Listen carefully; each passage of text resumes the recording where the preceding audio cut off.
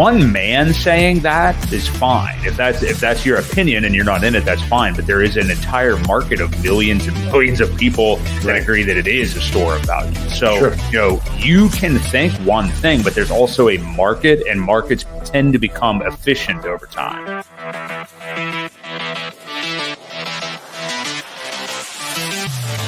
We do know that you will always get paid in Hex on a daily basis. And that is truly the miracle that we call Hex, because it is trustless interest, trustless yield. Nothing will stop that contract from running.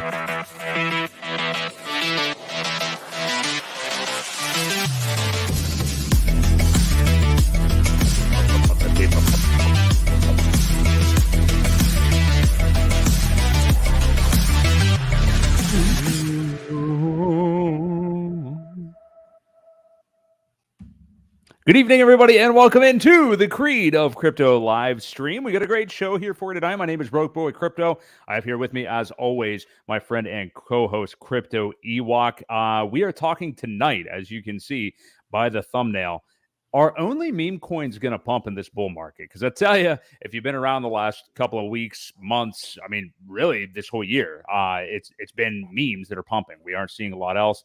Of course, we had Solana kind of do it for the first quarter here in 2024, but not a lot else. A lot of memes are popping off right now. They're popping off on PulseChain, Base, apparently. They have them on there as well. There's just memes going off everywhere. So we're going to talk about that tonight.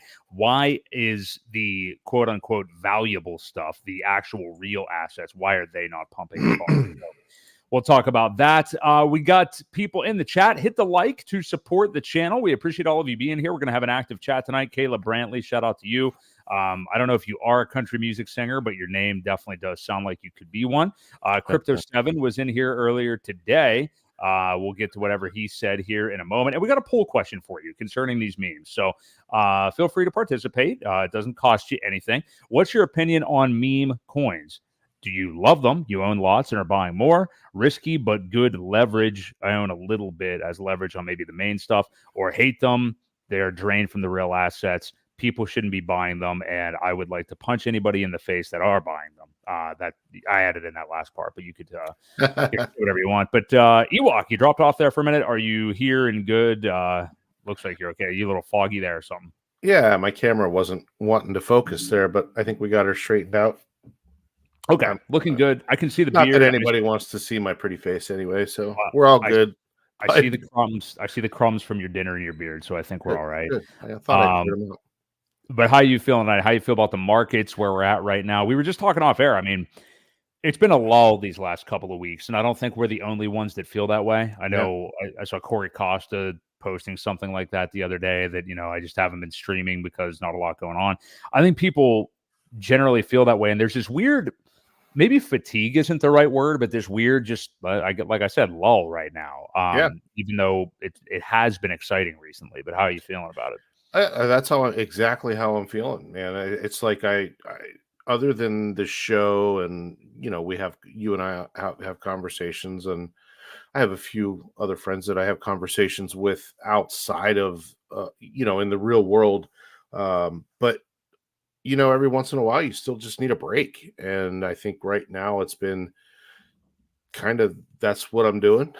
Taking a little bit of a break. I still log on and I read some things, and but it's not consuming me, and it's been feeling pretty good. It just hasn't been exciting. There's been nothing real exciting going on, other than trying to shake out some weak hands. I still see it. There's still a bunch of people that don't believe, and that's fine. And we're not going to go up until we can get those guys washed out. So it's just been, it's been kind of enjoyable not to focus on it too much.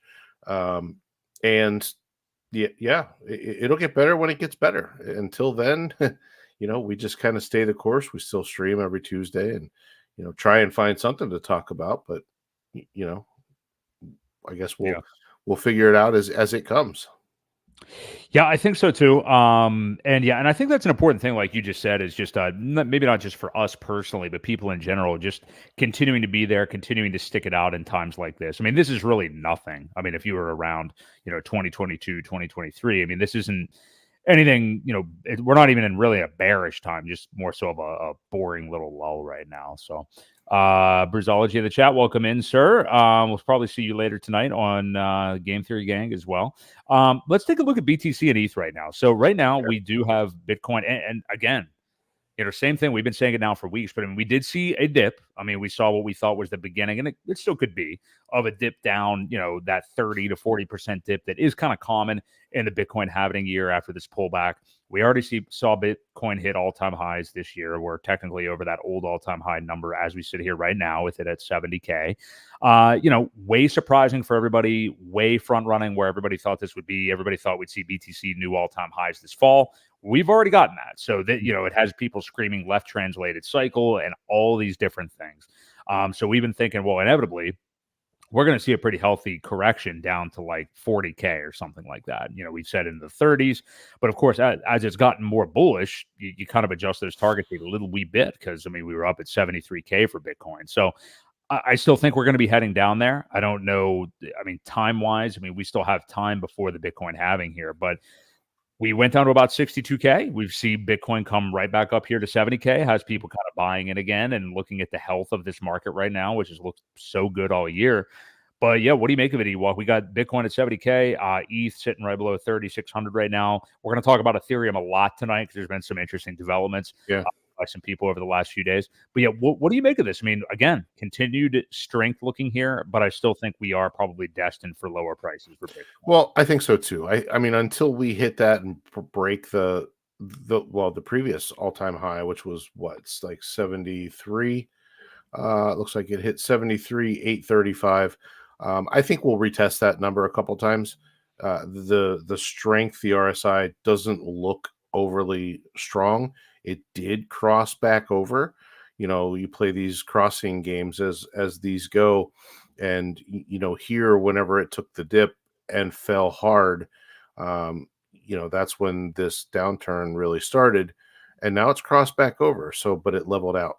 It's going to be a waiting game to kind of see how this plays out. I have a feeling, as with a lot of tops, you get a double top, a triple top, it just keeps retesting it. And that level becomes the new psychological level. So, I think we could get up there, test it again, but I don't see it, going anywhere till we actually break through with that and close a candle. I think it is going to play around. Don't forget, we've got 23 days. I think it's 23 days till the halving. So, there's plenty of time to still have a pullback. Again, this isn't overly strong. It's in the upper areas here, but just relatively, it's looking very uncertain. So even though we've had a couple green candles, I think we get back up in here to this 73.5 area, and it probably does another pullback. So you're going to probably see a couple dips out of this, and then obviously the same with Ethereum.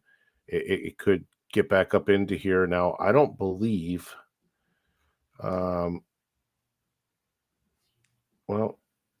no, it didn't. It did not cross over its all-time high yet. So, no. That's 4,800. So not that that's like insanely far off, but yeah, we haven't gotten there yet.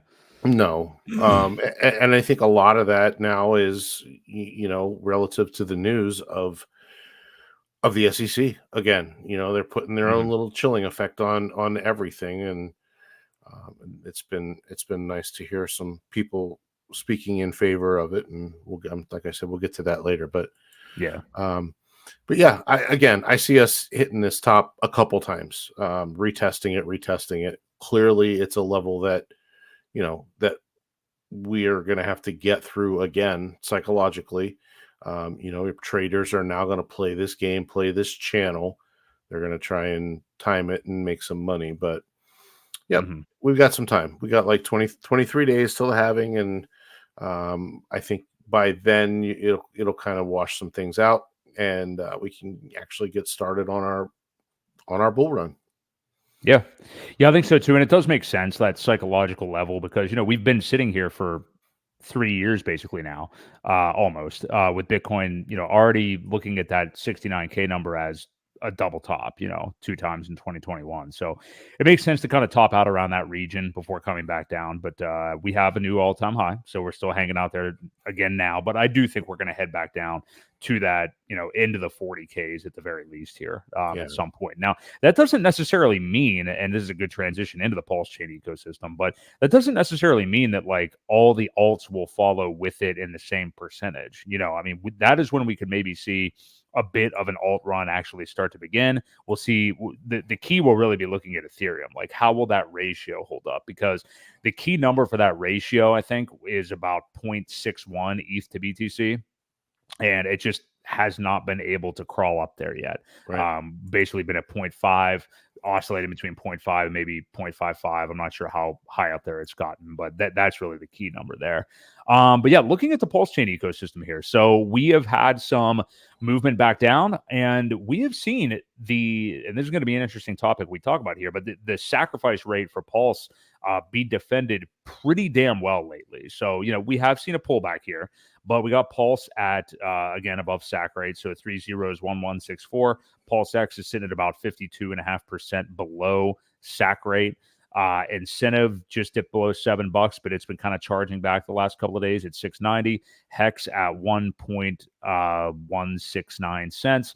And the EHEX, if I'm allowed to say it, is at still about a quarter of a penny, 2.3. So that's kind of where we are overall. But, even though the prices have been down over the last week, I think there is some bullish things to look out for. I don't know if you wanted to pull up the Pulse chart, Ewok, but we did see over the weekend, I believe, a wallet somewhat associated with one of the sacrifice wallets did put a healthy six-figure buy-in on Pulse right around, it's funny, we were talking before the show, you and I were hanging out IRL on Saturday night, and we saw a bit of a dip, nothing crazy, but it went below that 11 number for the Pulse price. And it was like, oh, okay, look, it looks like we're pulling back even more. And then we saw a pretty healthy collection of buys the following day on Sunday. So there seems to be some whales, some interested parties, perhaps, that are interested in defending that PulseChain SAC price and to show that, like, hey, this is the line in the sand. Looks like that on the chart as well. I mean, it really has looked like that's the area that we could come down and touch again before taking off. But we got the chart up now. Yeah, what do you make of that? And what do you make of some of these bigger buys on Pulse around that SAC region anyway? The SAC region. The SAC region. Well, should I call it the scrotum region? Yeah, you could. Right. I had just realized, that this little stair step thing that we kept making higher lows, higher lows, higher lows. We finally broke that, tested it. Yeah. But like you said, we did get some support right before that, right before it crossed over. Obviously, we had a little bit of play, but it did get pretty close and got defended well. I was saying to you earlier, I think that I still think there's traders that are playing the game, that are relying on pumps, and they'll sell off and they'll wait till it falls back down and buy back in. So we're gonna need some people to step up and front run some of this and get ahead of it, so that the traders actually have to buy back at a higher level. And I think that's what's going to take. It's going to take a little chain reaction of events when the time is right. Again, usually the traders are the ones losing money. There's only a few that end up making out okay. And until they get kind of caught with their pants down, that's when things really decide to take off, because then everybody's playing they got to catch up. So, yeah, I mean, we broke the trend of the higher low, the higher low, the higher low, broke that, came back down, retested this previous one over here, which was back in January 22nd, it looks like, and it held. So that is a good sign that, maybe this is a bottom, and these things go in waves too, 1, 2, 3, 4, 5, and then you start over and it does pull back. So we'll get the 1, 2, so hopefully it's just a trend that continues. Shake some more people out. I don't think enough people are out yet, because obviously the Pulse X price is still sitting at about half the SAC level. So I think until both tokens get above SAC rate, kind of organically, Mhm. without a whole lot of buy pressure, things will happen. We just got to get a little more belief in what's going on here, and it is going to take time, especially with all the craziness. Like our poll question tonight was the meme coins. With Mhm. everything that's out there right now, it's hard. So you do have to still build a bigger community to expand the growth of the network, especially when there's so many new things coming out every other day. You've got new coins, and people are trying to jump in and out of it. And unfortunately, not everybody's going to be a winner. So Yeah. it does take time to organically grow the community in size to support that. And yeah, I mean, it's just that's all it is. It's a matter of time. Let me ask you this. Do you think Pulse goes below sacrifice rate ever again? Ever again? Ever ever again? Yeah, I'll say ever again. I think it could. I think it What could. kind of an answer? I need a concrete yes or no Well, reason. that's a pretty much a yes. I think it could very well go under. I don't Okay. think too far. I don't see it going. Um, maybe down to 4 zeros at 8 You area. talking like right now, like in this region right now, or you're talking like We could get a bull dip. after the bull runs over? Okay. All right. No, we I could get a just dip before we really take off. okay. I think especially if Bitcoin decides to take a big drop. I know and realize that a lot of these are not correlated, but sentiment is, unfortunately, and if you see Bitcoin get down into the mid to low 50s, I think we could venture down into this 8.5 area, down into these support levels around here before we take back off. I mean, it's not going to go far. Like, I don't think we'll ever see half a zero point 0.5 sack rate ever again. I think that's Oh yeah, right. that's pushing it. That's not what I asked though. I asked sack rate. So I see what you're doing. You're moving the goalpost a little bit to try to make yourself, look a little bit No, better here. But no, no, no. I'm trying to um, answer your question fully and okay. educationally. All right. Yeah, like I said, I can see it pulling back again before, but I do think that it will be defended by a lot more people than just major players at this point. Okay. My I thoughts. don't think we're going to go below it again. So we'll shake on that and see who ends up being right. I think All we're right. going to see it defended here. I don't think we're going to head below it ever again. So we will see. We're dangerously close. We got really close on Saturday. So we'll see and continue to monitor that. But will be interesting indeed. Let's move on to this for now. So we talked about this stuff with Ethereum. So this is interesting. So just last week, Wednesday the 20th, Ethereum Foundation under investigation by state authority, SEC pursuing legal campaign. We saw minutes after that to make ETH a security. I can't imagine too many people saw these headlines and actually, well, I know that they didn't get shaken out or afraid because nothing happened to the price and nobody cares anymore. But, this, whatever this is, which we'll kind of fill in the blanks on what it is, but it won't work. I mean, ETH is not going to be labeled a security. I mean, we have this precedent now with Ripple and the XRP token, which is a heavy precedent in terms of the whole commodity security thing. Gensler is literally on record, on film at MIT, calling it a commodity. By the time any of this would even happen, who knows if Gensler is even around anymore? I mean, I think Right. we're inching closer to a Trump reelection here at the end of this year. But this is the typical news that starts to come out when candles do start to turn red. And funny enough, it's actually pumped since this news, but Right. basically it went the entire opposite direction. But is this really just a matter of these entities putting this out to front run the ETF, get in on ETH at a lower price, which is what everybody suspects at this point? And keep in mind these headlines, they literally don't mean anything. Like SEC pursuing legal campaign. Okay, pursuing legal campaign. Like, okay, what is actually being done? What concrete thing is actually being done? it's a scare tactic headline to scare people out of the market so they can buy in at lower prices. So hopefully they did on the modest dip we saw. Maybe it'll dip more, but I really think that's all this is. So what do you make of all this news? And then we'll get to what Richard Hart had to say about it too. I completely agree. I think it's they like to do that. They like to create the chilling effect, as we call it. They did it with Hex and Pulse and PulseX, and now they're doing it with ETH. They did it with Bitcoin too before that one was approved, because if you notice, several months there would be these rumors that okay, it's approved and now it's not. It's approved, now it's not. And you saw the crazy candles that ensued.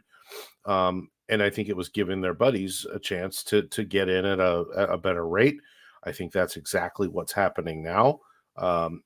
That's really all I can guess that they're doing, is just buying time, trying to keep it low so that it doesn't get too out of control for their bankster buddies, and allow them to get in at a better price. So yeah, I don't see anything to worry about at all with this.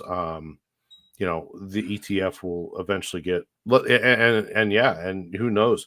That was an interesting thing too, and I don't know what happens in the case of that. So if the rules do get changed, where the new president steps in, usually that is a appointed position. What happens in the middle of all these cases? Do you have any idea how that works? Does the new person just kind of step in and take over? Do things get dismissed and retried? Like, how does that work for things that are already underway when you've got people like just leaving? This is speculation on my part, but I don't think it would affect anything to do with the cases, because this is just the head of the commission, commission, I guess is what I'm trying to say. The committee. I mean, so I don't think that because it's not like representation or attorneys or anything like that. It's just the head of it. So I don't believe so, unless that person, which I doubt they would do this, would just say like, hey, never mind, we don't care about this anymore. We're withdrawing from the lawsuit. I mean, that would be awesome. I mean, it would have to almost be Trump himself for that to happen. But I just wondered, you do get somebody in there with a different mentality than the ones that are really going after it, the wrong people. They're going after the wrong people. Obviously, we know that tons of scams out there, and they're going after the ones that have been, that done well to try and, navigate the Howey test. Richard's always said, I put a lot of work into making sure that it didn't pass the Howey test. And, that's who they go after. So I just find it interesting, and I wondered how it would work out if the new person that stepped in was more pro crypto and, wanted people to play by the rules, wanted to work with them, wanted to do things to, grow the space, and kind of partner up, as long as people were being on the up and up, obviously. Right. Well, I just sent you RH's tweet about this later that day. So it's kind of interesting to see his take on it, because of what he's, been dealing with personally with the SEC recently. And, he seems to be very prepared, and we'll get to this point in a minute. But I mean, in that case, actually, his representation, Richard's, actually on April the 8th is when their motion to dismiss is actually going to be due. So that's interesting as well. But I sent you his tweet. So he says, in regards to, he basically tweeted at Ethereum lawyers, do you have your amicus briefs ready for this case?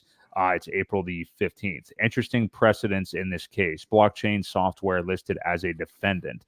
Venue affected by, he's familiar with this, venue affected by where Uniswap devs are headquartered. Uniswap so-called decentralized.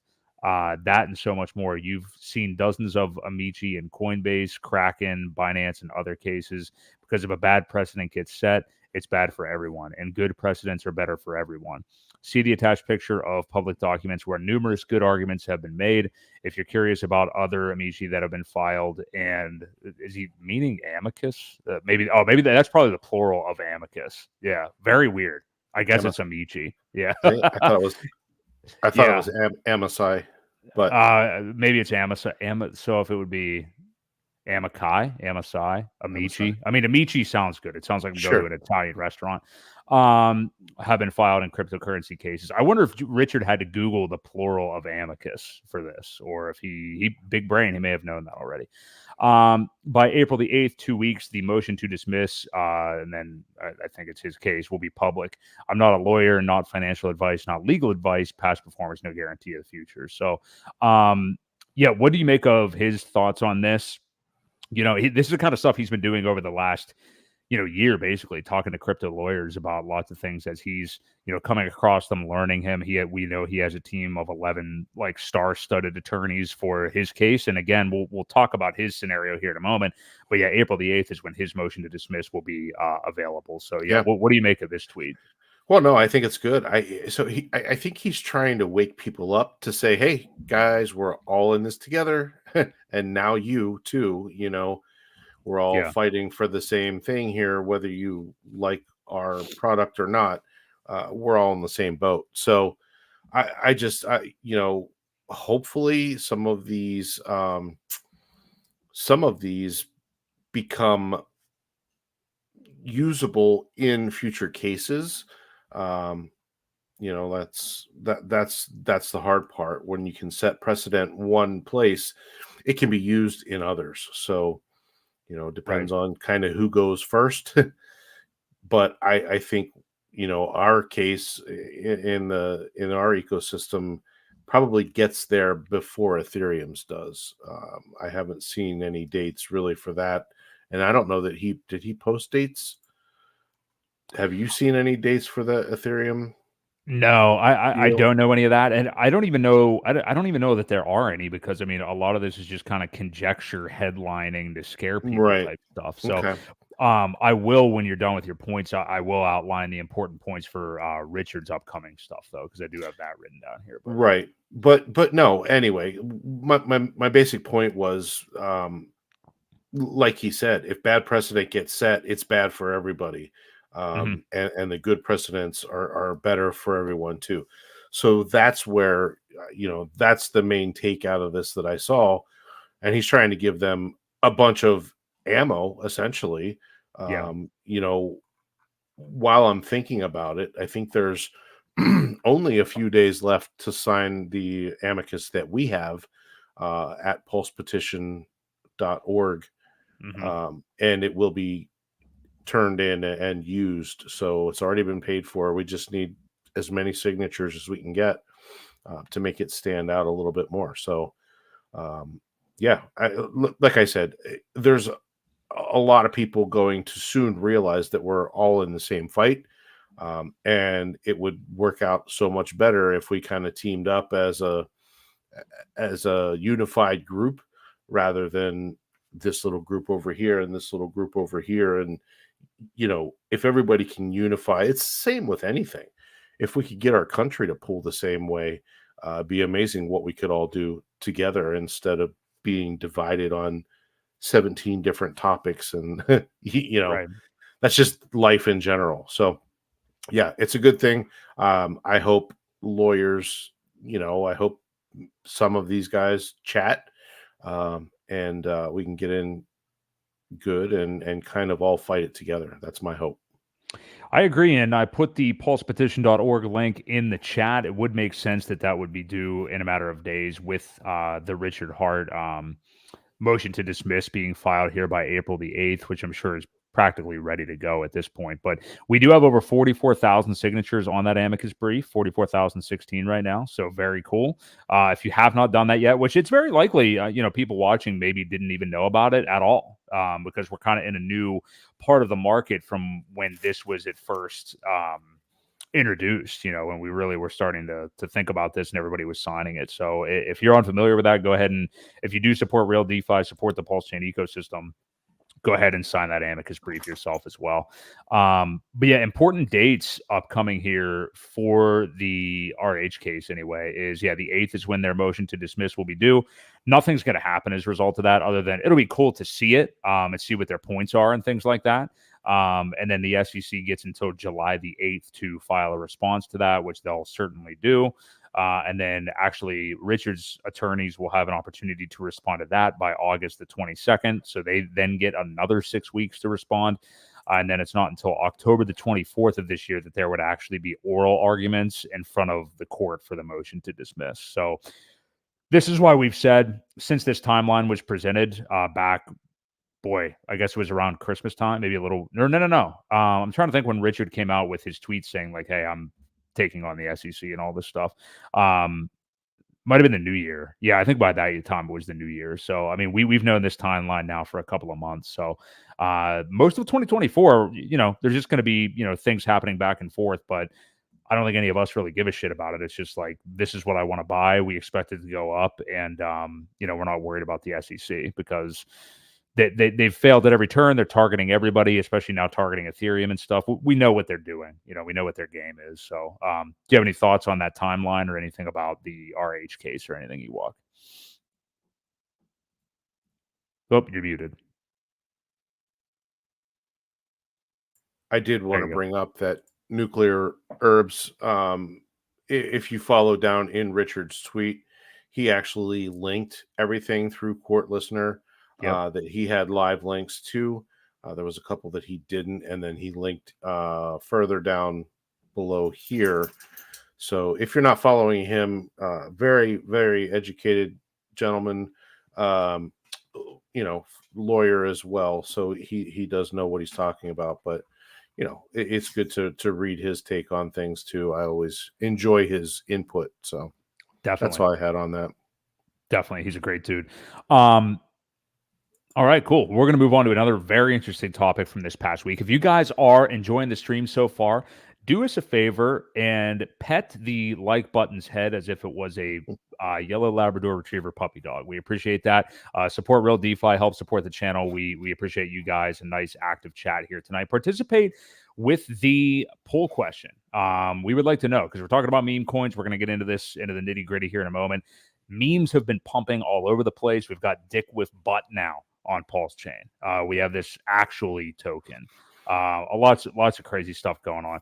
So what's your opinion on memes? You love them, own lots, and are buying more. Risky, but they are good leverage, so I own some. Or I hate them, and they drain from real assets. I know the type of people that are choosing the hate them ones for sure. And we're getting a pretty even distribution, though. I would fall into the risky but good leverage category, which comprises the highest percentage, 41%. Second half actually, the second actually hates them.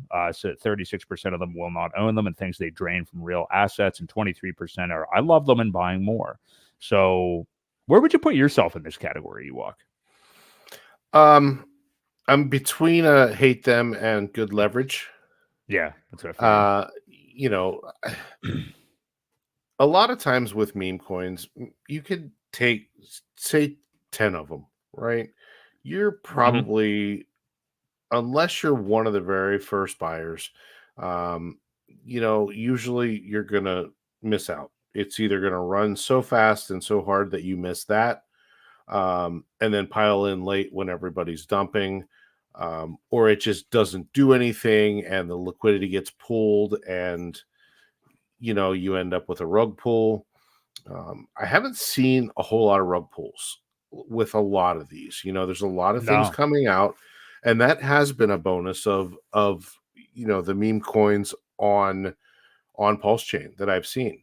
We've been lucky to not see a whole bunch, and the ones that were coming out were called out because it was the same group that was doing it, and they were pretty much being watched and said, "Hey, here's this group again, same thing." Another thing, I think people are learning how to provide liquidity successfully. When they mint the coins, they'll take a percentage of that, add it as liquidity, and tie it to maybe something else that they probably own, and tie it together so that it does grow organically. They may buy a little bit at first, add the liquidity after it pumps, so that it makes it a little bit tougher and harder to sell back down. And then it kind of organically grows. Now, I know Axis was doing a lot of that stuff. He said he learned some pretty cool things when he launched his Axis token, and I forget the last time I even looked at it, where it was, but it was pretty crazy the way that he tied liquidity to different things. I don't know. Did I save the? I'm just curious on where it sits. No, I didn't Which is save the it. price of it, or Yeah, I mean, it was over yeah, I haven't looked at it for a $20,000, I while. think, last I saw.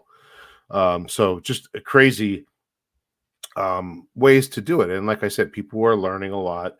I know the HOA guys promote that as well as rather than dumping coins, they're teaching people how to provide liquidity to Right. exit their positions as well. So there is a science to it, but I don't recommend it to people that really don't know what they're doing, because they can really hurt themselves and damage their position by trying to provide liquidity and not understanding the ratios and how to do it and how to set it so that you can exit a position at certain levels, or remove some liquidity and place it at another level up, as it runs. So just got to Mhm. be very careful. Overall, though, it's a crapshoot, man. It really is. You don't know what's going to take off. You have no idea unless you got a bunch of people sitting in a back room with a pump and dump group. It's hard. It's hard to pick winners with those and be right there when it happens, to catch it. It's just it's so difficult, that you can, like I said, really hurt yourself, and that's why I don't like it. I don't like to see people, taking those lottery ticket risks if they don't have to. Yeah, I understand that. Yeah, Axis token is right around 23, 24K right now. I just looked it up too. But no, I understand where you're coming from. And that's why I think you do have to identify. And I guess we're kind of, you kind of took the question generally into the PulseChain territory, which is understandable because that's mainly what I would be talking about with these memes too, obviously. Yeah, it's like specifically the memes on PulseChain, which I think actually there's a lot of good ones actually. Like, I Yeah, mean, there's actually ones like you said, like Tang Gang and HOA, that are really, really good, strong communities, and I think doing things the right way. I mean, say what you want about Teddy Bear and stuff like that. I think as long as B Roots is interested in it and everything, that whole ecosystem, doesn't matter what you think of like PDI and will it get to $1, will it peg to $1, who's behind it, yada yada yada. The Atropa ecosystem, they're all going to be liquidity bonded together. That's a Teddy Bear, Atropa, and PDI. And regardless of what you think of it, just the narrative, we had this discussion a couple of, maybe it was last week, 2 weeks ago. Regardless of what you think about the PDI thing, or you think it's preposterous or whatever, the fact that there is speculation that it would be like the first organic stablecoin like that, where people just kind of peg it up to $1, and it even being created as a category is a bullish thing for it, and an interesting thing to speculate on, even if it's just a little bit. So call that a meme. Some people would argue that PDI is not even a meme, but whatever. That's a conversation for another day. But I agree with you. I want to leverage it with good communities and the ecosystem that you're interested in. So, like, we obviously are interested in PulseChain. We believe that PulseChain is, one of the best, like, surefire opportunities to do really well in this bull market. Well, a lot of these tokens that have launched on PulseChain, you can look at as a leverage on the PulseChain price, to where, I'm not saying that you want to get out of your PulseChain stack. Obviously, I would never get out of my core tokens like that to get into these things. But if you want leverage on it, you could buy those. If you want leverage on Hex, you could buy like Icosa and Hedron or something like that. If things that are good products that have a community behind it, that are strong, that are tied to what it is you're looking at, the main coin.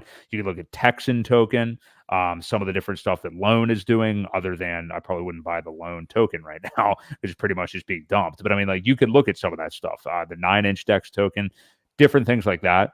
But then, I mean, on the other end, that's the bright side of meme coins right now. Like, I think that's good. We're seeing the dick with butt stuff and some of the more ridiculous stuff popping up. Hmm. But then there's like the other stuff where, like, I think Solana, and I'm not saying it to be critical of Solana or anything like that, but it's been just so bloated with things launching on it and things mooning on it over the last few months that I think now that we're seeing this correction in the market, in the greater crypto market, we're starting to see people with this like tired kind of last gasp where we're seeing like the racist meme coins pop out now to where it's like, I think you guys are missing the plot a little bit here on this one. Like it isn't really like I won't repeat some of the names of them. I mean, you could just look on Deck Screener to see what some of them are. But when we're getting to that point, it's like, where are we really? What's happening here now? You know, and we don't. I will say, I don't want to say we don't have that on PulseChain because I don't know. I haven't seen that stuff on PulseChain. And I don't care about condemning, oh, this is a racist blockchain. It's a blockchain. But yeah, seeing that stuff pop up, regardless of what you think of it, just reeks of like desperation. So I think that's the dangerous side of this. So yeah, what do you make of that? Yeah, I agree. I'm not a fan of it. You can easily turn a bunch of people off, and they could, it's not needed. I agree with you. It's totally desperation at this point, trying to create something that people may find funny, but a lot of other people don't. It doesn't make sense to offend half of your audience to try and make a joke.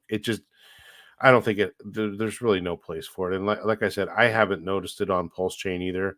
I have seen it on Solana, and because of some of those other tokens that did have success, they're just launching whatever. So I'm not a fan. I'm not a fan of the racist names and things like that.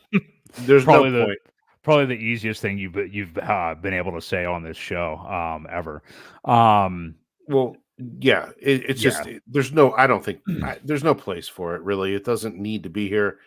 You can create funny things without being offensive to anybody. It just doesn't make sense. When well, you it almost create even. Well, I was just gonna say it almost just seems like very shock jockish. It's just like, oh, watch what I'm gonna do now. It is. Yeah. Yeah, and it's just to get attention. I really think that's all it is. It's attention grabbing, and yeah, it's Howard Sternish kind of thing. Is that what you were getting at? Just exactly. Yeah. Exactly. But I guess my other big, and I didn't even think this conversation would last so long, but it is interesting to me. But like, are we seeing all this right now and the memes popping off everywhere? Like, is the market just this stupid, or, who am I to call them stupid? It's the market. So it's more efficient than I am. You know what I mean? But is it just the collective market being at this kind of low consciousness or awareness of some crypto stuff right now? Are we just, is it because people are bored? I think people are bored. Right. I really think that's what it is. They're bored. They want something to do. They want something to go up. The problem is a lot of these things aren't going to be here next cycle. So if you're not playing them smart, taking profits and getting out, you're going to miss out. And there are going to be people that buy them, hold them all the way up and all the way back down to nothing. Yeah. And that's what's worrisome, because people don't understand that a lot of these things only have a one cycle life, and they're just not designed properly. They're not designed to have longevity. They're not, that's all they are. They're just it's essentially, and I hate to call them pump and dumps, but pretty much that's the function that they give is a one cycle type of thing. Now there will be some, probably, you'll see the HOA guys stick around. You'll see a couple of them make it, and I'm not going to, I name them all, but there's going to be a bunch that just kind of fizzle and fade out, never to be heard from again. So yeah, that's the caution. You're definitely right about that. It's just one of those fine lines where it's like, can you own, I mean, anybody can do what they want, but can you own memes and have them do well, and they end up accidentally becoming like a significant part of your portfolio by mistake, and maybe you get out of them or whatever? Like, yeah, I think that's fine to like take a gamble on some, as long as it's like you kind of said earlier, Ewok, the key is being early, though. It's not like by the time you've heard of a lot of these, it's when you should It's too not be late. buying them. Yep. Exactly. Like Pepe's done. Like, I mean, you don't really want to get into something like that, or like I think that dog with hat went up. I don't even know, thousands and thousands of X's. Like, there's no point getting in on that. It's just other things that come along. And, it's better instead of trying to spread yourself so thin and looking all throughout the market. And especially if you're dealing with Ethereum, like in the fees that are on there right now, even though they've dialed back a bit, you don't want to be throwing just like little darts into meme coins, just racking up fees on Ethereum right now. No, it makes no which sense. which I think is why Solana, it has taken off so much, because the fees are less. PulseChain, probably similar thing. You're not paying anything for the trading in and out. So I guess that's why. But the key is like, it will PulseChain the token, PulseX the token. Will they go up in X's more than all of these meme coins in this bull market? Then like the top meme coins, no. But can you tell me what the meme coin is to buy and when to buy it that will do the 10,000x? Right. That's the thing. Yep. That's you have to adjust your time horizon for that. And the reason why meme coins are so successful is it only takes one or two to make a 1,000,000% return. And then people are like, "Ooh, I got to get on the next one, and then the next one, and the next one." And they keep doing it until they hit one of those, but they realize by the time they hit the next one, they're pretty much now just breaking even because they've gotten burned on so many other ones. It's just, that's the cycle that these meme coins kind of provide, and that's what you have to play. Again, we've been lucky, I think, on PulseChain to where a lot of the memes have not rug pulled or done anything crazy, other than a few. But you're not going to get that on a lot of them. A lot of the other blockchains that are out there, they're just throwing stuff out there, and it's a lot more prevalent to see rug pulls and just down to zero.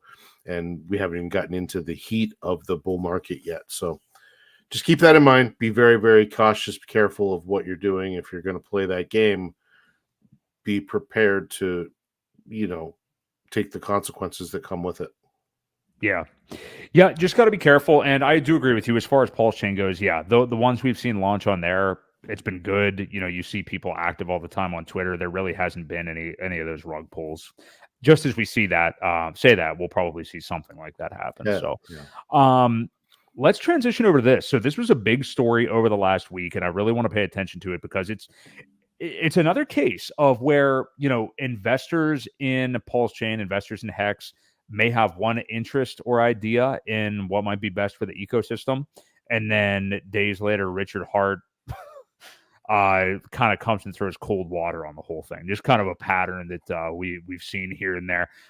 This one I find way more entertaining than the Hex one, though. So there's been an effort, and we were going to get into this a bit last week, but it really picked up legs over the course of last week. But efforts within the community, Crypto Coffee, I know, is spearheading it. I know Buck from Fame and all that stuff made a contribution, and I'm sure there's others that I just don't know. But there's been this huge coordinated effort to get Pulse listed, the Pulse token listed on the MEXC exchange. Many people are not familiar with that exchange. I think it's because US, you cannot access it, and it's just available in certain countries. It is a top 20 exchange from what I've heard by volume. And I've heard of it before just from being, this deep into crypto and everything. But not an uber popular one, but it is still, it would be a significant thing for Pulse to be on there. So there's been this effort to potentially get it on there. I think it is about $123 or so, or $123,000 needed. If it was $123, that'd be pretty interesting. But $123K to get it listed on there. And at last check last week sometime, they had at least 30K of it. And some of these, different entities that ran these big sacrifice phases on PulseChain were a lot of the ones contributing to the effort. So again, it's not available in the US, that exchange. We'll get into Richard's point on it in a minute. But my question to you was just going to be, before I even saw Richard's last week, was, is it good or bad? I mean, what do you think about the potential of this? Because you've got the DeFi purists who are like, hell no, there's no point in doing that. middlemen, yada yada yada, and other great points that I'm sure I haven't said too. And then there's other people that are like, look, you and I particularly talked about somebody's response to Richard over the weekend about this, but there's other people that will say, hey, and I see the merits in this for sure. Why not have just the Pulse token on some of these exchanges so it's even easier for people just to get into the ecosystem? You buy a little bit of Pulse on there, native Pulse, and then you can send it straight to PulseChain if that's possible. If it's not that, and you're buying like wrapped Pulse where you still have to bridge it, at that point I wouldn't even understand the point almost of an exchange. But there's people that think both ways, and I understand both ways. So first off, Ewok, I'll just say fundamentally before we look at Richard's post on it, what do you think about this? Because it's a complicated topic, I think. I'm only a fan if you're going to get on one of the top three. Coinbase, Crypto.com, Kraken, Gemini. That's four. One of those main ones. Kucoin. Yeah, no, I'm just kidding. They're in trouble now too. Later. So, yeah. But yeah, I mean, I think the problem is you have to give them liquidity, right? It just doesn't make sense, because then you become a target. People don't own the coins. They never put them on the blockchain. They're defeating the purpose of what DeFi is about. And, you say real DeFi, that's what PulseChain is, with all the validators and all the organic growth that we've kind of developed and come along the way of the hex, and that mentality, goes out the window when you talk about centralized exchanges. It really does. Now, does it provide that much onboarding? Well, a lot of times the liquidity is nowhere near what it's like on chain. So you're not getting a good deal on price, especially for big buyers. The big buyers are going to come in the right way and get it from PulseX or one of the most liquid, ways to do it. So it's going to be little fish. Does it outweigh the cost? I don't know. I would rather see somebody just take that 150 grand and buy a bunch of tokens. Honestly, I really think that's a better option, because, again, you said it earlier, you can't even use that exchange in the United States. I realize it's not all United States. There's a lot of Richard Hart fans out there around the world that are in areas that could use it. I just think it promotes bad habits, and I'm not a fan, but there are people that are, and I'll support their efforts. I'm not going to contribute to it. I can't use it, so it would make no sense for me to contribute to the cause at all. But I'm happy people are taking a stance, right? Crypto Coffee came back and said, yeah, I heard what Richard said, but we're still going to do it. I think there are some good things that can come of it. Well, that's great. I mean, I'll support the cause, but I'm not going to financially support it with my money. So only because it doesn't really, it doesn't interest me. I don't really like the idea. We still have a great opportunity, and when things are hard to buy, that opportunity is bigger. Once they start getting on these exchanges, and who cares about coin ranking listings and the little things that I think they feel are a benefit, I don't know that they are. Not yet, not this early in the game. I think if we need to grow the community more grassroots a little bit longer before we start doing those type of things, and have it be a more dynamic type of thing where you're going to get on this one and this one and this one. Let's make a splash getting on 3 decent sized exchanges instead of pick one that may not have the best security.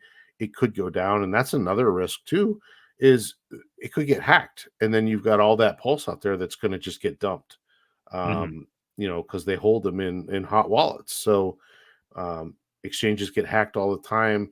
There's people that can't get out of them. There's a lot of problems that you don't have with DeFi. So I feel like it just adds another layer of potential issues, and those outweigh the good that can come of it. That's my take on centralized exchanges. So Yeah, I hate to be a fence sitter, but I do see merits to both sides. Again, I'm with you. Like, if it would be one thing if this were Coinbase or something like that. And I just want to answer some of the things that some people are saying in response to this. So there's people saying that this shouldn't even be a community effort. Why isn't the founder doing this? We've already given so much money or whatever. It's like, well, because the community decided to do it. I mean, they weren't told to do it. They obviously, Richard doesn't have people working for him and nobody works for Richard or anything. They decided to do it on their own. So that's why that is, first off. And I, to that point, and I wanted to follow up on something you said. Credit to Coffee for sure, Crypto Coffee on his stream Sunday. He did double down on saying, "Hey, I still think it's worth doing, and we're going to do it." So I agree with you. Some of these people that like will read a Richard Hart tweet and I don't know, sell EHEX down 80% in a day, are just lackeys. So credit to Coffee for. It's not like he took some hard stance against Richard. It just kudos to him. It's something he was already doing, and he's still doing it. So. But let's look at that Richard tweet. I'll see what day it was about the MEXC thing, which I sent it to you. I don't think he even mentions MEXC in it. We can just kind of surmise that this is what he's talking about. But he says, which exchanges have people had good experiences with, and which exchanges have people got jacked by? Do not click the links, blah, blah, blah. Unrelated. Something listings solves ranking sites lying about your market cap. It doesn't, regardless of what they tell you. Hex met CMC's CoinMarketCap's requirements, and it didn't matter. A lawsuit didn't fix it either yet, LOL, which is kind of what you were alluding to, Ewok.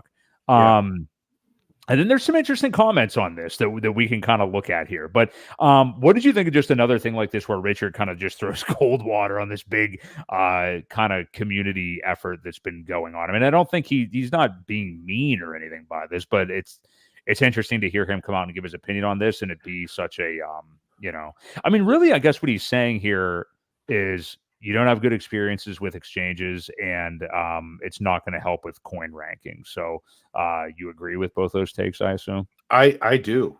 I really do. Again, Richard's always been a fantastic marketer. He told us even when we were doing the NASCAR thing, it's not going to translate into sales. Like, it's not going to translate into new users. Now, I know they did onboard quite a bit that weekend at the race with the NASCAR and all that good stuff. Got ourselves into a video game, and there's been some cool things come of it. But again, he usually knows where the marketing choice is and which way to take it. So yeah, I'm going to listen to him. I mean, he's obviously far better at it than I am. So I would take his advice. But again, people are free to spend their money the way they want to. I think we could get behind Coast and make them even better. If we're going to do something like that, let's do it through the people that we already have. I think they would love if we purchased a bunch of liquidity through Coast once they get up and running, and just firm up a lot of those liquidity pools with the CST coin and the PulseChain and things like that. So that's my take on it. I agree with what he's saying. I don't have anything that would jump out and say, I didn't read this link. I don't know. Yeah, I didn't look into that. Text. I think it's the coin. Yeah, it's the coin market cap thing. Yeah, it is. And I know I saw the other day Nuclear Herbs replied somewhere in this thread, and he said if anyone wanted the answer, an appeal to the Ninth Circuit was filed, but no appellate brief was ever submitted by the plaintiff appellate, so it died on the vine. The opening brief was due in June 23, and there's no record of it on the Ninth Circuit's docket. So yeah, that's pretty much what happened there. And I wanted to, and to your point, Coast is the very first reply that pops up on this to me too, and that's a great shout out with them. I mean, like, it's one thing to, we've talked so many times on this show about like getting into PulseChain, how to do it, the best ways to do it. We just did last week talking about the bridge Spark Swap. We've talked about the normal PulseChain bridge. There's buying USDC or DAI or ETH or whatever it may be on your favorite exchange, sending it to your wallet, bridging it over with one of those bridges. But then there is also Coast. And I think Coast does fill the role of an exchange the best of obviously of all these options. Like if you're going to avoid having the tokens listed on an exchange, Coast is the best way to do it because it's the quickest way. I shouldn't say quickest. It's the most direct way that you can just, to steer a new person towards, which I think you've done actually, Ewok, to show them directly how to get on, because bridges may confuse people. Once you do a couple of run throughs, and especially when you use one like Spark Swap that is lightning fast, I think that people are going to say, oh, I was kind of being ridiculous thinking this was difficult. But Coast is a great example of like why an exchange may not be as important, I think, and especially with what they're doing now. We'll just tie in that topic with this. But I mean, they're in the midst of adding on according to them, over 10 banks to replace the one they were having issues with before. And according to a recent tweet, they said they should be days away from being back up and running. Being down obviously wasn't helpful in the interim, but necessary to get this working. So what do you make of that? Because I mean, a Coast is a fantastic alternative to being on any of these exchanges, I think. Absolutely. And it wasn't even their fault. It was the banking provider that went out of business. Unfortunately, they didn't have a deep enough protocol with redundancies built into it. And they learned their lesson. So that's why they've upped it to like 10 people or 10 providers now, so that if one of them does go down, they've got plenty of others. I'm very excited about that. I think it's probably one of the cheapest ways. Granted, you do have to get some of the weight token and lock it up into the protocol, but you can get down as low as 1%. And I don't know of anywhere else that has a 1% fee to enter PulseChain. We figured out the other last week on some of the larger amounts. Was that Spark Swap? Yeah, that's what actually, it's funny. Rebel Yell was just saying this in the chat. That's the one I just had highlighted here. Yep. Yeah. So Spark Swap with the large sums. Yes, I think we determined at $500 it was about around that mark. 3 or 4%. But if you tried like $5,000, you're losing 500. Yeah, it was 10%. So it was very high. And yes, I don't recommend that. If you can get 1%, the more money that can stay within the system, the better everything is. So yeah, I'm excited. I'm really excited for Coast. Like I said, they've always been good guys. They've always been good customer service, friendly people that are willing to help out when there's an issue or whatever, just questions. There's always guys in their live chat type thing to answer questions right away. And I'm pulling for them. I heard they gave an estimate of 9 to 10 days. So rather than weeks, they said days. It's going to be more than a week, but not quite 2, hopefully, on their ETA to be back up and running. So that's exciting. Yeah.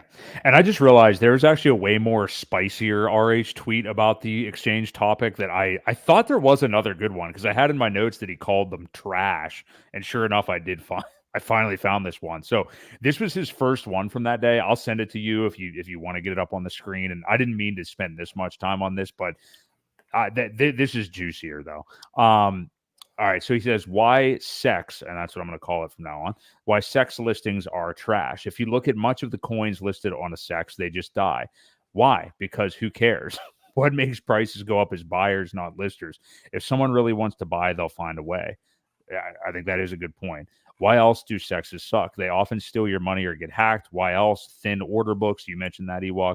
When the majority of your liquidity is on chain, people can execute into it globally and everyone gets more efficient order execution. Take this example: World One, where you buy ETH on a SEX, bridge it to PulseChain, and swap it for Pulse. Your bid in the massive Ethereum order book, second largest market cap in crypto. Then you bid that into the first largest market cap liquidity place in the world, PulseX on PulseChain. That's quite efficient.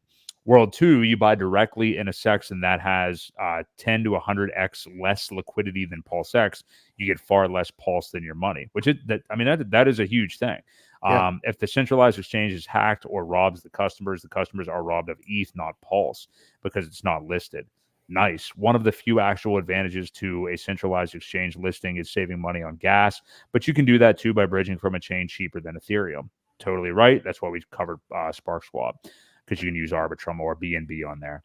In summary, decentralized finance has some very nice advantages over centralized finance, which I don't think that many are going to disagree with that. He said, if ever you were going to list on a SEX, do try to list on ones with real users and hopefully are less likely to steal your money. A way to see if an exchange has real users or not is to look at the balance of their cold wallet on Etherscan. So once again, he's pointing people back to looking on chain to see what's actually going on.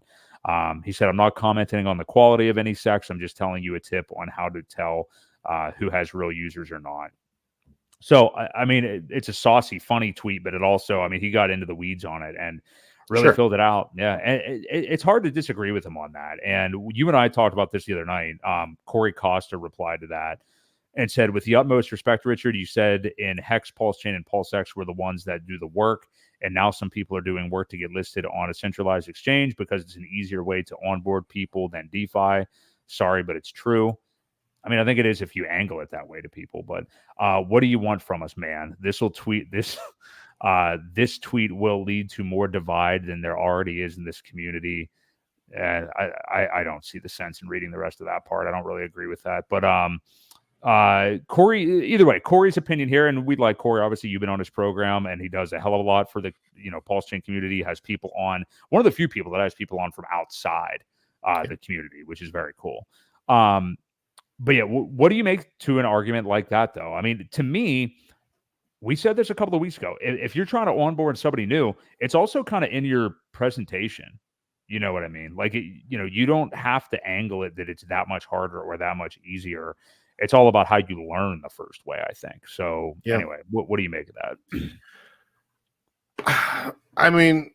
Rather than post this and say we're going to do it, this is essentially Corey saying we're going to do it anyway, which he didn't really have to say. You know what I mean? It's all good, man. He's only giving us his advice. And just like a parent, you're either going to, or a parent and their kid, you're either going to take it or you're not, right? Most parents give you advice as you're growing up. And a lot of times when you don't listen, things happen, right? Where you end up learning that you probably should have listened. And it's okay. That's how we learn what not to do, what to do. Maybe one of these times or a couple of these times, he'll be wrong and it will turn into something good or lead to another listing or something like that. You know what I mean? I don't feel the need to argue with him online and just say, that was more along the, what do you want from us, man, kind of comment. It doesn't, if you really want to do it, we're going to find a way to do it. If they want to, they'll do it. If they don't, then whatever. If they say, well, Richard said we probably shouldn't, let's maybe think of ways we can onboard people. He did say in something else, one of the best ways to onboard people is direct messaging. He's always said that. Postcards work. And I'm sure he would much rather take those funds and send it out to very wealthy type neighborhoods where they're maybe going to read it. Maybe they're going to throw it in the garbage, but they're going to see it. They're going to see the name, and some will read it and some will get involved. I think that's a better way to spend the money personally, because we know it works. Yeah, I think so too. And I know Richard's talked about that in the past. I thought Brizology, who was in the chat earlier tonight, had a not, I mean, an insightful comment anyway in reply to Corey. He just said, sometimes lots of money is raised for unfruitful events like the NASCAR, for example. Yeah, So, yeah, I mean, it's not like the end of the world or anything like that. But yeah, I mean, if anything, like I said, credit to Crypto Coffee, who's really spearheading it and trying to do it. You know, you get it on there, and he had a comment on there too that he's not going to be like pumping up or talking about MEXC a whole bunch after the listing or anything. It's just to get it done. So, yeah. hey, I mean, He calls it a slight benefit of attention or awareness outweighing the cost. I mhm, I don't know. I don't know if it will outweigh it or not. I don't know if that's the case, but again, if these guys want to do it, I'm going to support them. I'll always support people's efforts even if I don't agree with it. Um, just I won't be putting money into it. But I wish them well, and I hope it does something good. Again, we can't use it in the United States anyway, so it doesn't do right, us any good. right. Yeah, it's more of an attention thing. So, I thought it was a really interesting back and forth though, just because there's been this trend of like, what investors in the community might think versus what Richard may or may not think, and then all of a sudden he drops a Twitter bomb and everybody, kind of Yeah. goes up in arms. Yep. So, I thought it was pretty funny. So, Yeah. um, yeah, good stuff. So yeah, we'll see how that goes. I mean, again, Crypto Coffee does so much, I think, for the community. He just had a great liquidity providing video today. I mean, that dude's always on top of this stuff. So Sure. regardless, shout out to him. But let's wrap up on this. If you guys are enjoying the show and have liked it so far, we do this every Tuesday night at 8 p.m. Eastern Standard Time. So smash the like. We appreciate you guys being here. Let's wrap up on this. I kind of pushed this to the end because I didn't really care too much about it, but it is something we should probably acknowledge, and that is this issue that happened with Kucoin today. So Kucoin, I'm not speaking of exchanges that are not accessible in the US, I don't believe, or they were trying to be anyway. They are. They are actually in the Yep. US. Yep. Okay. I think there was a time that they weren't though, or I don't know. Well, let me just. We'll probably figure it out once we read some of this. So, today, KuCoin and two of their founders were personally indicted on criminal charges filed from the U.S. government, and they basically said that they are running a multi-billion-dollar criminal conspiracy. The exchange and its founder were charged with conspiring to operate an unlicensed money transmitting business, as well as failing to adhere to the Bank's Secrecy Act. KuCoin had failed to maintain reasonable procedures for customer verification and suspicious activity observation. Attorney Damian Williams says the exchange deliberately sought to conceal the number, there we go, of U.S. users on the platform. Moreover, they allege that KuCoin then took advantage of the sizable U.S. customer base. So yeah, what do you make of this suddenly happening to them out of nowhere? Obviously, if anybody had funds on KuCoin, you want to get them out ASAP, but I imagine maybe you can't even do that anymore at this point. I don't Can't. know. I just Okay. went to KuCoin.com and it says based on your IP address, we currently don't provide services in your country. See, So I already thought that I never they thought that used I to. could. I have an account Okay. or had an account, and I know I had some of their token on there.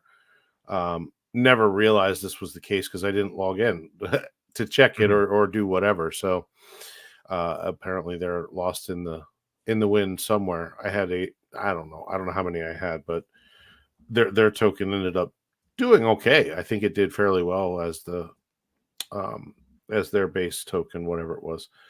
Right. Yeah, it's all news to me. Like I didn't even realize that I couldn't log in anymore. But then again, I I haven't think tried that's in a long honestly, time. yeah, I don't think it's been available in the US for a while. Like for a cycle anyway, I don't believe. But at one time, maybe it was from the previous bull run, like 2017 or something that you had that stuff in there. But It was the last cycle. I know okay, for all sure it right, was the last. Obviously 21 or 22. I was able to log in. okay, That's when I first started using it was 2017, and then I think I checked in 2022 or something like that. But it's been 2 years probably since I looked. right. Yep.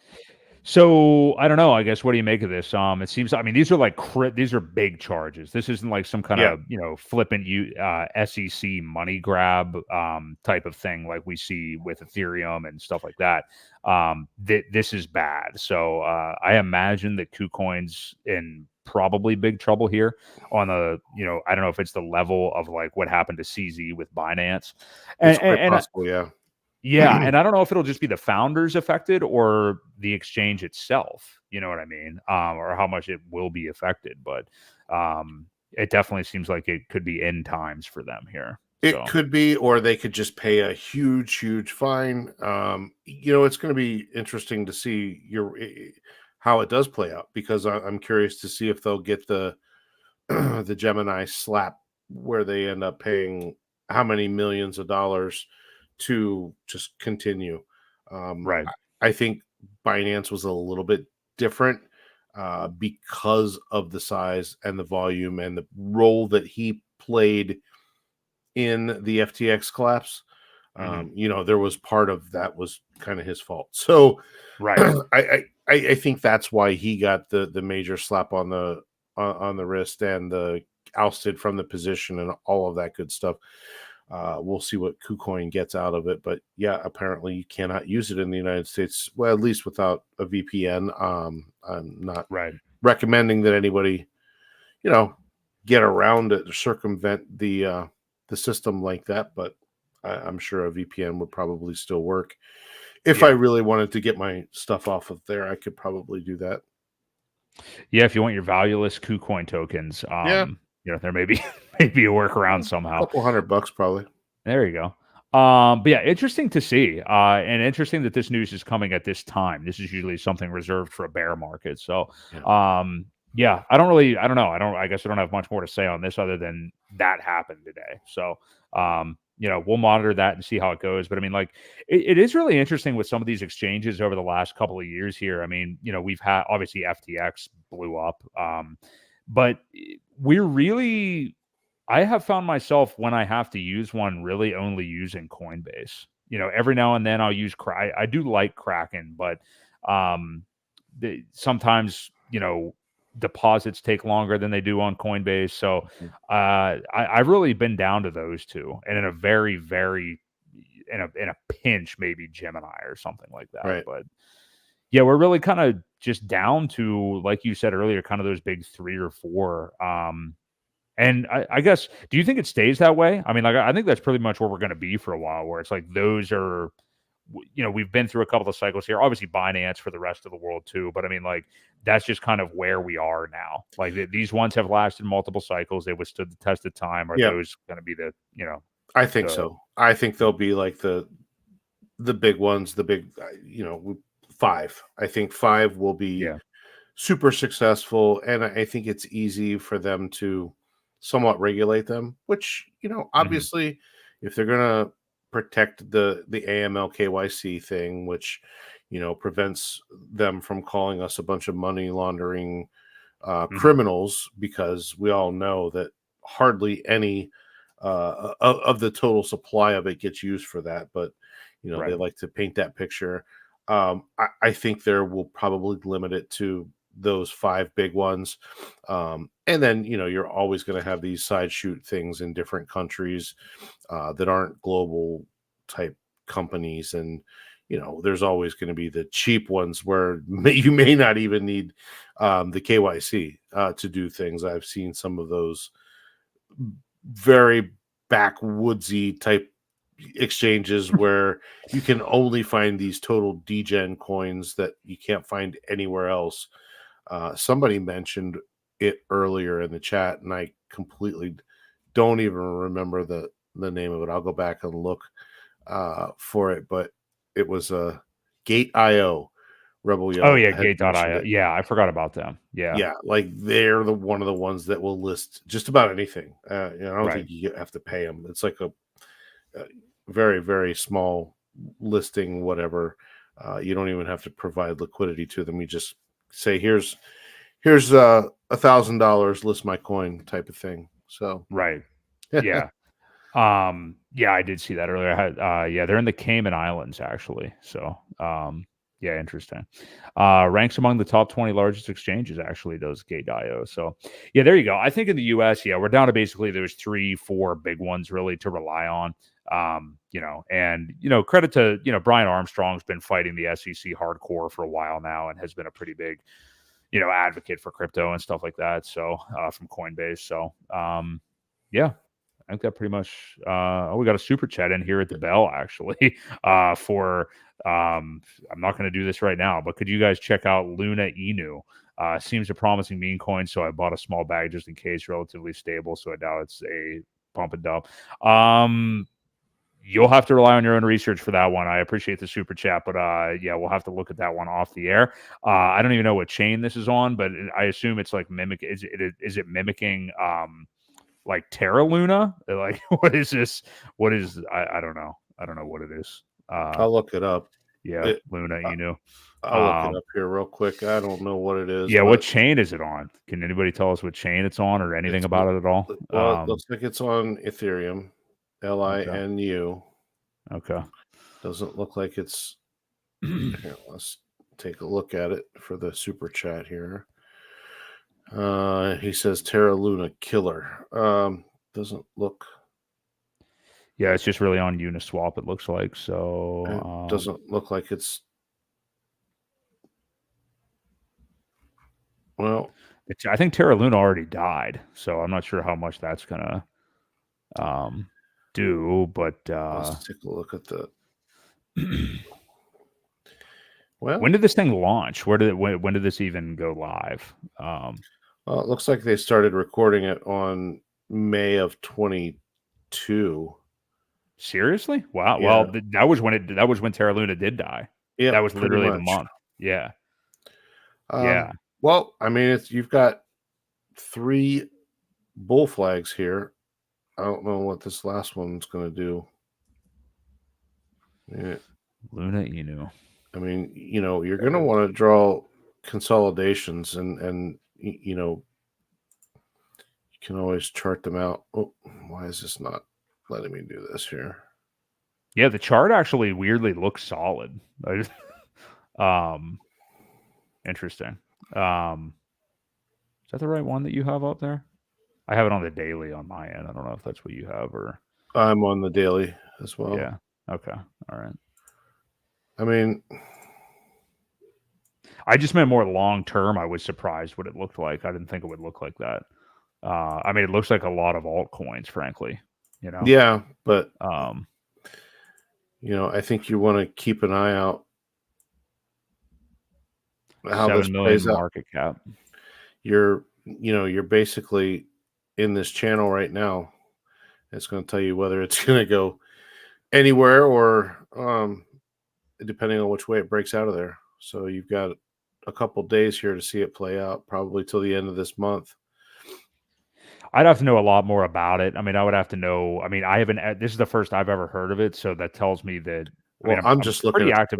I know nothing. No, I know either. No, yeah. I'm more responding to the chat. I'm